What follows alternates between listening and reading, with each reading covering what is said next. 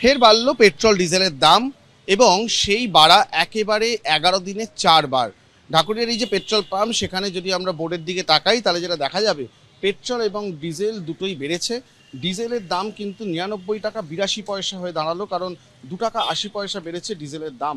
আর অন্যদিকে পেট্রোলের দামও বেড়েছে, পেট্রোলের দামও কিন্তু সেখানে 113 টাকা 51 পয়সা এসে দাঁড়ালো, কারণ 2 টাকা 87 পয়সা বেড়েছে পেট্রোলের দাম। সার্বিকভাবে যেটা দেখা যাচ্ছে, গত 11 দিনের মধ্যে পেট্রোলের দাম বেড়েছে 8 টাকারও কিছুটা বেশি, আর সেখানে ডিজেলের দাম বেড়েছে 7 টাকা 80 পয়সা।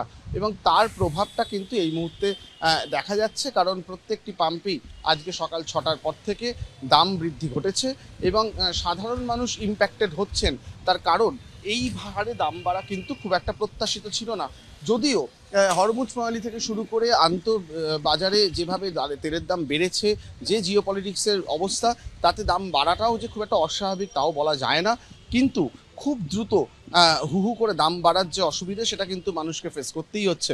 বিশেষ করে ডিজেল, এই যে পার্সোনাল গাড়িতে যারা পেট্রোল ভরছেন তাদের সমস্যা হচ্ছে বটে, কিন্তু তার সঙ্গে যে ডিজেলের দাম যে বাড়ছে, তার সঙ্গে সরাসরি পণ্য পরিবহন থেকে শুরু করে উৎপাদনের যে জ্বালানি, তার একটা প্রভাব রয়েছে এবং তার জেরে কিন্তু অনেকটাই মূল্যবৃদ্ধিরও একটা আশঙ্কা থেকে যাচ্ছে।